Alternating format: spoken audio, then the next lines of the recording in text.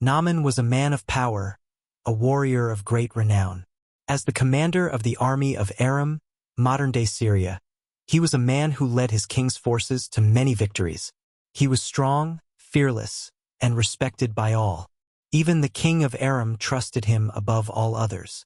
But despite all his strength, despite his status and glory, Naaman carried a terrible burden. He was a leper. Leprosy, in those days, was a disease without cure, one that slowly consumed the body, bringing pain, isolation, and shame. And though Naaman still held his position, he knew that his future was uncertain. His wealth and power could not save him from this creeping affliction. But hope came from an unlikely source. Among his household servants was a young Israelite girl, taken captive during one of Aram's raids on Israel. She was just a slave, a girl without rank or status, but she had faith in the God of Israel. One day, seeing her master suffer, she spoke up. "If only my master would go to the prophet in Samaria," she said. "He would cure him of his leprosy." Her words reached Naaman's ears, and though he was a man of war, not one to listen to the words of a servant girl, something in her voice stirred him. Could there be hope? Could there truly be a prophet with the power to heal him?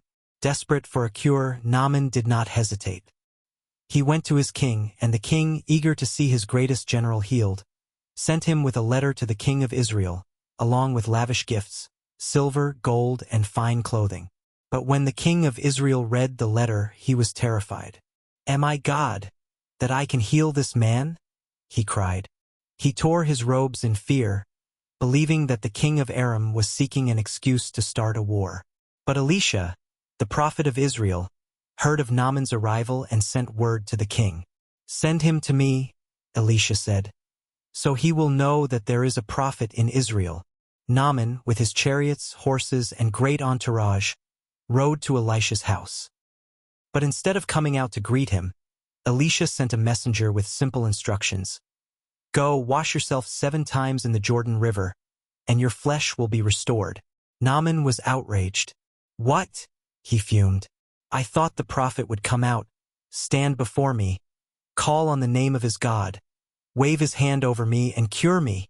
He turned to leave in a rage. "Are not the rivers of Damascus, the Abana and the Pharpar, better than any waters of Israel? Could I not wash in them and be cleansed?" To Naaman, this was an insult.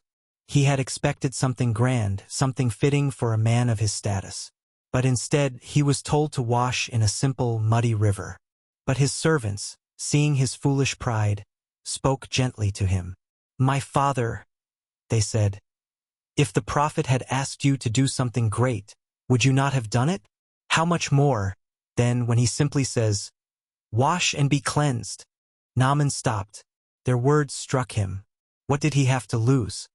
So, swallowing his pride, he went to the Jordan River. He stepped into its waters, kneeled down, and dipped himself once. Then again, and again. Nothing changed. For times. 5 times. Still, his skin remained the same. 6 times. Still nothing. And then, as he dipped himself the 7th time and rose from the water, the miracle happened. His skin, once marked by disease, was completely restored, smooth and clean like that of a young child. Astonished, Naaman stood in the river, looking at his hands, his arms, his body. He was healed. Overwhelmed with gratitude, he rushed back to Elisha's house, no longer the proud commander, but a humbled man. "Now I know," he said, "that there is no God in all the world except in Israel." He offered Elisha gifts, but the prophet refused. "As surely as the Lord lives, I will not accept a thing," he said. Naaman then made a request. "If you will not take a gift, then allow me to take some soil from this land, so that I may never again offer sacrifices to any god but the Lord." And so, the great general who had once scoffed at the simple command of a prophet left Israel, not only cleansed in body, but transformed in spirit. His story became a powerful lesson that the greatest obstacles to healing are often pride and doubt, and that true faith requires humility and obedience.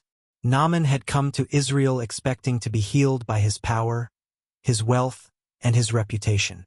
But he left knowing that it was not by his might, but by the power of God alone that he was restored.